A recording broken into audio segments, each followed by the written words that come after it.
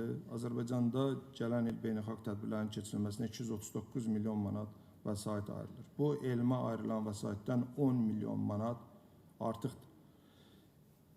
Çox təəssüf ki, bu beynəlxalq tədbirlərin bir çoxunun effektivliyi çox aşağıdır və bir çox hallarda bu yalnız ölkəmizdə hotellərin həm də dəstəklənməsi məqsədi daşıyır.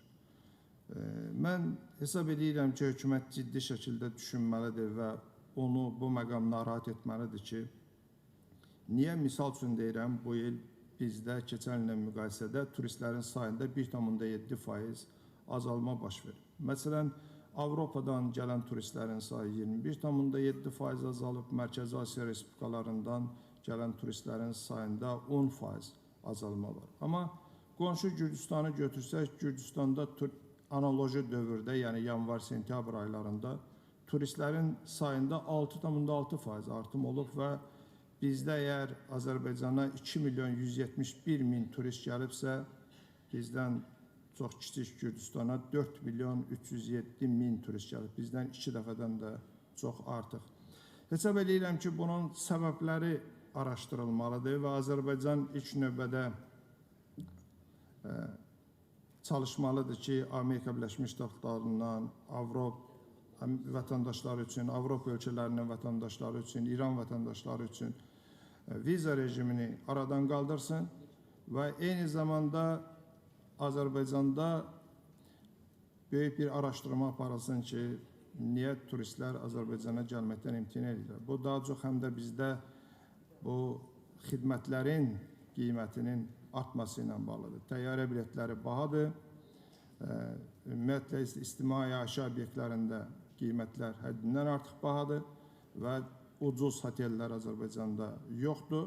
Buna görə də bu turistlərin sayına birbaşa təsir edir. Yəni, hökumət hesab eləmirəm ki, büdcə hesabına biz yəni bu otelləri bu formada, bu beynəlxalq tədbirləri keçirməklə dəstəkləməliyik. Böyük Avropanın bir çox inkişaf etmiş ölkələrində belə bu cür bahalı beynəlxalq tədbirlərin keçirilməsindən çox zəngin ölkələr imtina edirlər. Bizim mərkəzi icra hakimiyyət orqanları biz mətbuatda bəzən oxuyuruq, çox müxtəlif xarakterləri tədbirlər keçirlər, qonaqlar çağırırlar, onlar üçün otellərdə yer kirayələyirlər, nə bilim, restoranlarda onlara yemək-içmək təşkil edirlər. Amma bu tədbirlərin səmimi deyirəm ki, effektivliyi çox azdır. Əvvəllər bizim torpaqlarımız işğal altında olanda, əlbəttə bizə hər bir tədbir əhəmiyyətli idi ki, biz orada problemlərimizdən danışaq, torpaqlarımızın işğal olmasından, 1 milyon qatqınımızdan, Azərbaycana olan ədalətsiz münasibətdən, işğalçı Ermənistanın işğalçı dövlət kimi tanınmamasından və s. danışaq. Amma indi torpaqlarımızı şükür Allaha ki, işğaldan azad eləmişik. Bizim əvvəlki qədər bu cür tədbirlərə heç ehtiyacımız da yoxdur. Ümumiyyətlə, həm də ezamiyə xərcləri hesab edirəm ki, azaldılmalıdır.